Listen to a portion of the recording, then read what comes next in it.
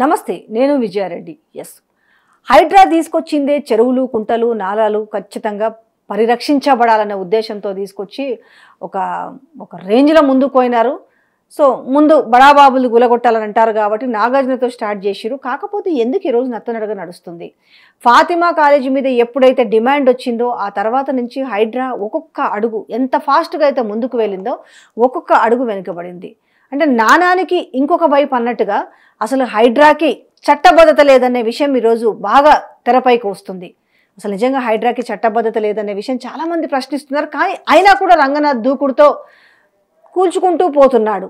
చాలామంది వ్యతిరేకిస్తున్నారు. ఇప్పుడు ఒక్కొక్కరిగా ముందు ఎవరైతే దాని గురించి చాలా పాజిటివ్గా మాట్లాడారో తర్వాత దాని గురించి లాజిక్స్, దాని తర్వాత లీగాలిటీలు వెతుక్కుంటున్నారు. అసలు హైడ్రా ఉండాలా వద్దా, హైడ్రా లీగలా ఇల్లీగలా? సో మనతో ఉన్నారు అడ్వకేట్ బాలాగారు ఉన్నారు, అడిగి తెలుసుకుందాం. నమస్తే బాలాగారు. ఏందండి, హైడ్రా తెచ్చినప్పుడు మాత్రం అందరూ అసలు సూపర్ అబ్బాయి, ఇది అన్ని జిల్లాలకు కూడా వర్తించాలనేసి ఒక వారం రోజులు హైడ్రాకి ఇంత కమిటీ పెట్టిరు, దానికి ఇంత అవుతుంది, ఇట్లా టీం ఉంది, హైడ్రా నడిపే వ్యక్తికి 2 లక్షల జీతము, అసలు కమిషనర్ రంగనాథ్ సూపర్ హీరో లాగా అన్నారు. రోజు రోజుకు పెరుగుతున్న కొద్దీ దాని మీద విమర్శలు ఎక్కువైపోయినాయి. మధ్యతరగతి పీపుల్ అయితే అసలు మీద కిరోసిన్, పెట్రోల్ పోసుకొని ఆత్మహత్యాయత్నం కూడా చేశారు. ఇంతకీ హైడ్రా చేస్తుంది మంచి పనా కాదా? ఒకటి, హైడ్రా అనేది తీసుకురావడం మంచిదే. ఎందుకంటే దఫాలుగా చాలా సందర్భాలలో సుప్రీంకోర్టు లేకపోతే చాలా యాక్టులు కూడా ఏం చెప్తున్నాయి, చెరువుల్ని, కాలువల్ని, కుంటల్ని, లేకుల్ని అన్నిటినీ కూడా ప్రకృతికి సంబంధించింది కాపాడండి అని ఎన్విరాన్మెంట్ యాక్ట్ కూడా చెప్తుంది. ఓకే, దాన్ని కాపాడడం కోసం చేసే ఎక్సర్సైజ్ కరెక్టే, మంచిది. కానీ నువ్వు చేసేది లీగల్గా ఉందా లేదా అనేది టెస్ట్ చేసుకోవాలి. ఇప్పుడు హైడ్రాని తీసుకొచ్చారు, హైడ్రాని తీసుకొచ్చిన తర్వాత మీరు దేనికోసం తీసుకొచ్చారు హైడ్రా? అదే కుంటలు, నాలాలు, చెరువులు, గవర్నమెంట్ భూములు అన్ని కూడా పరిరక్షించుకోవాలి, నాలాలని, చెరువుల్ని మళ్ళీ తిరిగి పునరుద్ధరించాలి, జంట నగరాలని కాపాడుకోవాలి. సపోజ్ ఇప్పుడు అవి ఆక్యుపై అయిపోయాయి, ఇల్లీగల్ ఎంక్రోచ్మెంట్స్ జరిగిపోయాయి, అవునా, కబ్జా చేసేసుకున్నారు, దాంట్లో కన్స్ట్రక్షన్స్ జరిగిపోయాయి అనుకోండి. ఇప్పుడు ఇంత జరిగినప్పుడు మీ పవర్ ఏంటి? హైడ్రాకి అంత పవర్ ఉందా? వాటిని ఇమీడియట్గా తీసి పీక్ పడేసేంత పవర్ ఉందా? అదే కదా, ఉందనే కదా చెప్తుంది. ఏ యాక్ట్ ప్రకారం ఈ జీవోని తీసుకొచ్చారు? ఒకసారి జీవోని చదువుదాము. గవర్నమెంట్ ఆఫ్ తెలంగాణ అబ్స్ట్రాక్ట్ అని ఇచ్చున్నారు. Municipal administration urban development department వాళ్ళు establishment of Hyderabad disaster management response of asset protection agency Hydraa అని ఒక పేరు పెట్టేసి దాంట్లో జీవోస్ని రెఫర్ చేశారు. ఏ యాక్ట్లో ఏ పవర్ కింద వీళ్ళు ఈ జీవోని ఇష్యూ చేశారని ఎక్కడుంది? ఈ జీవోలో ఎక్కడే గానీ ఇది సీఎం బ్రెయిన్ చైల్డ్ నుంచి వచ్చింది కాబట్టి సీఎం కా ఆ రైట్స్ లేవా? బ్రెయిన్ చైల్డ్ కావచ్చు, లేకపోతే సీఎం యొక్క డైరెక్ట్ ఇది కావచ్చు, ఏదైనా కావచ్చు. బ్రెయిన్ చైల్డ్ లో లేకపోతే ఇంకోటి హార్ట్ బ్రెయిన్ లో నుంచి పుట్టుకొచ్చిన ఒక హార్ట్ లో చైల్డ్ లో, బ్రెయిన్ చైల్డ్ లో కాదు, ఏ చైల్డ్ అయినా కూడా అండర్ కాన్స్టిట్యూషన్ లోనే ఉండాలి, లాకి లోబడే ఉండాలి, అండర్ ద లానే ఉండాలి, అబౌ ద లా ఎప్పుడు ఉండకూడదు. దీని యాక్ట్ ఫస్ట్ ఈ జీవోకి ఏ పవర్స్ ని రెఫర్ చేసుకుంటూ, ఏ పవర్స్ కన్ఫర్ చేసుకుంటూ మీరు జీవో ఇష్యూ చేశారు చెప్పండి. అసలు దీంట్లో ఉన్న పవర్స్ ఏంటి? ఈ జీవో ఇష్యూ చేయడానికి పవర్స్ ఏంటి? ఇష్యూ చేసింది ఎవరు? Chief secretary. Under which law, under which act you issued this GO? Now this GO it's related to the municipal corporations and enter Hyderabad కదా.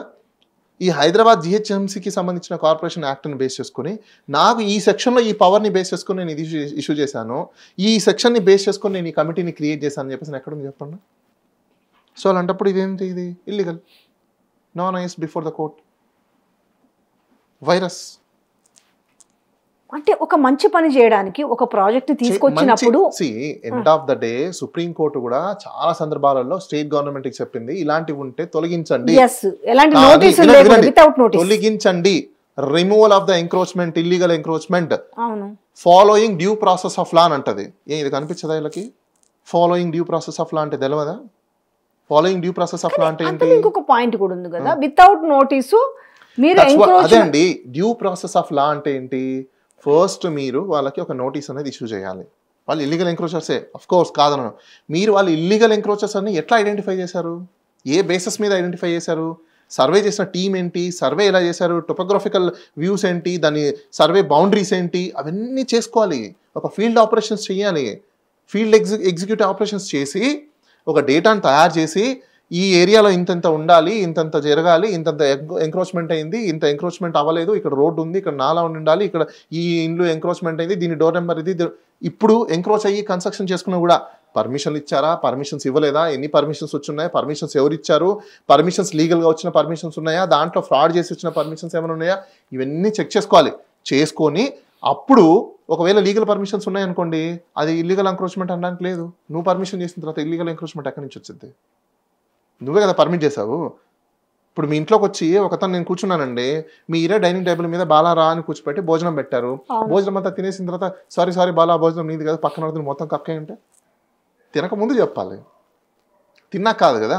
ఒకవేళ తిన్నాక బయటికి రావాలంటే దానికి ఇంకో పద్ధతి ఉంది, అది ఏ విధంగా బయటకు వచ్చింది అని చెప్పేసి. సో అట్లనే దీనికి కూడా ఎంక్రోచ్ చేసేసుకున్న తర్వాత, కన్స్ట్రక్షన్స్ చేరుకున్న తర్వాత, ఆక్యుపేషన్స్ ఉన్న తర్వాత, మీరు అప్రూవల్ ఇచ్చిన తర్వాత, మీరు ఇచ్చిన అప్రూవల్ని డైరెక్ట్గా మీరే వైలేట్ చేయడానికి లేదు. అందరు గుర్తుపెట్టుకోండి. దట్ ఆఫీసర్ ఇస్ అ ఫంకస్ ఆఫీషో. అతనికి రైట్స్ అక్కడితో సీజ్ అయిపోతాయి. ఇతను ఆ ఆర్డర్ని కాదని అనుకున్నప్పుడు స్టేట్ గవర్నమెంట్కి ఛాలెంజ్ చేసుకొని అప్పుడు ఆ ఆర్డర్ని అడ్వర్స్ ఆర్డర్ పాస్ చేసేటప్పుడు ఖచ్చితంగా అదర్ సైడ్ కూడా నోటీస్ ఇవ్వాలి. అదర్ సైడ్ వితౌట్ అడ్వర్స్గా చేశారనుకోండి ఆర్బిటర్గా, అది నిలబడదు. Arbitrary action, high handed actions నిలబడవు. ఇప్పుడు ఇక్కడ వీళ్ళు చేసేది హైడ్రా అంతా high handed actions. It cannot stand before the law. High handed actions ఎవరు చేసినా వాళ్ళ మీద ఖచ్చితంగా మీరు కోర్టు ముందర నిలబెట్టచ్చు. వాళ్ళ మీద మీరు ఒకవేళ వీళ్ళు ఇల్లీగల్గా ఇలాంటివి ఏదైనా చేస్తే, లా ప్రకారంగా చేయకుండా ఉంటే క్రిమినల్ ప్రాసిక్యూషన్స్ కూడా చేయొచ్చు. అది ఎవరైనా సరే, అంటే ఇంక్లూడింగ్ ఎవరైనా మీన్స్ అంటే ఇందులో ఇద్దరు ఇన్వాల్వ్ ఉన్నారు, సీఎం, ప్రిన్సిపల్ సెక్రటరీ అండ్ ఎందుకంటే వాళ్ళ మీద కూడా వాళ్ళు లాని హైడ్రా కమిషనర్ రంగనాథ్ లాని ఫాలో అవ్వకపోతే అది ఎవరైనా సరే.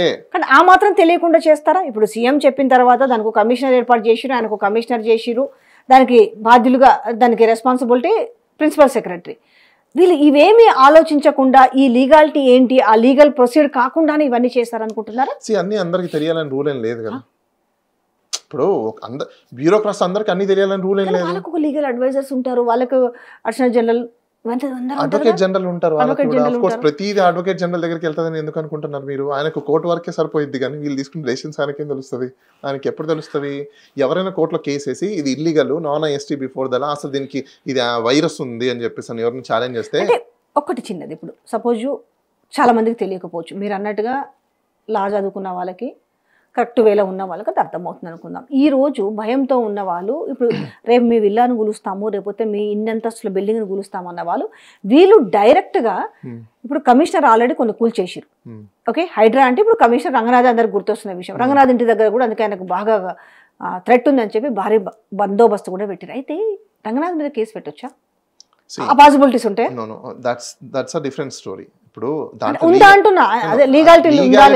ఒకటి కేసులు అనేది ఎవరి మీద పెడతారు, ఎవరి మీద పెట్టారు అనేది డిపెండ్స్ అపాన్ ద డాక్యుమెంట్ అండి. డాక్యుమెంట్ లో చూసుకొని అసలు ఏం చేశారు, ఏం చేయలేదు, లా ప్రకారం ఉందా లేదా, లా ప్రకారం ఫాలో అయ్యారా లేదా. వాళ్ళకి లా ప్రకారంగా ఫాలో అయితే డెఫినెట్గా వాళ్ళకి ఇమ్యూనిటీ ఉంది. లా ప్రకారంగా ఫాలో అవ్వకపోతే ఇమ్యూనిటీ ఎవరికి ఉండదు. ఎవరైనా కూడా చట్టం ముందర అందరూ సమానమే. Article 14 equality before law, everyone is same, you can't escape.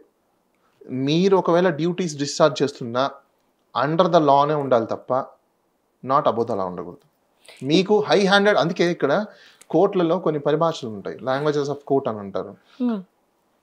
High handed actions, inactions, extraordinary actions అని ఎందుకంటారంటే, మీరు ఎక్స్ట్రాడినరీ హై హ్యాండెడ్ యాక్షన్స్ చేసుకున్నప్పుడు కోర్టు మీకు ఖచ్చితంగా మిమ్మల్ని మొటికాయలు వేస్తుంది. ఎందుకు వేస్తుంది? బాబు నువ్వు అంత పవర్ని నీకు ఉన్న నచ్చినట్టు నువ్వు చేయడానికి లేదు, కోర్టు నీకు స్టాప్ చేస్తుంది, దీనికి కొంత చట్టం ఉంది, దాన్ని నువ్వు ఫాలో అవ్వకపోతే మాత్రం ఖచ్చితంగా నీ కోర్టు ముటికాయలు వేస్తుంది అని చెప్పేసి అని చాలా సందర్భాలలో కోర్టు ముటికాయలు వేసింది చాలా మంది ఆఫీసర్లకి, మంచి మంచి ఆఫీసర్లకే. అందులో ఐఏఎస్ కానివ్వండి, ఐపీఎస్ కానివ్వండి, చీఫ్ మినిస్టర్ కానివ్వండి. మీకు ఇంకో విషయం తెలుసో లేదో, ఆంధ్రాలో ఫ్లడ్స్ వచ్చాయి. నేనే చీఫ్ మినిస్టర్కి, గవర్నర్కి, deputy chief minister Pawan Kalyan మీద, హోమ్ మినిస్టర్ మీద వాళ్ళని బర్తరఫ్ చేయండి, రిమూవ్ ఫ్రమ్ ఆఫీస్ చేయండి అని చెప్పేసి నేనే కంప్లైంట్ ఇచ్చాను. ఎందుకు? రీజన్ ఎందుకో తెలుసా? Negligence of duties. Negligence of duties గురించి వాళ్ళని రిమూవ్ చేయమని చెప్పేసి కంప్లైంట్ ఇచ్చాను. అంటే డ్యూటీ నెగ్లిజెన్స్ ఉండడం వల్ల, ప్రిపరెంటర్స్ లేకపోవడం వల్ల. ప్రిపరెంటర్స్ ఎందుకు లేదు? ప్రిపరేషన్ ముందే. వరదలు వస్తాయని అందరికీ తెలుసు, ప్రతి సంవత్సరం వానలు వస్తాయని అందరికీ తెలుసు. దానికి సంబంధించిన ప్రిన్సిపల్ సెక్రటరీస్ ఉన్నారు, కమిషనర్లు ఉన్నారు, ఇంతమంది ఉన్నారు. మెట్రాలజీ డిపార్ట్మెంట్ వాళ్ళు మీకు ఎప్పుడో ఇంటిమేషన్ ఇచ్చారు, రెవెన్యూ సెక్రటరీ కూడా మీకు అడ్మిట్ అవుతున్నాడు, అవును మాకు ముందే వచ్చింది కానీ మేము అనుకోలేదు ఇంత జరుగుతుందని చెప్పేసి అని. What is called that? Negligence. నేను పట్టించుకోలేదు, నేను మర్చిపోయాను, నేను అనుకోలేదు, నేను అనుకోకుండా ఇలా జరిగిపోయిందంటే దట్స్ కాల్డ్ నెగ్లిజెన్సీ. మినిస్టర్కే ఇమ్యూన్ లేదు, మినిస్టర్నే బర్తరఫ్ చేయమని చెప్పాం.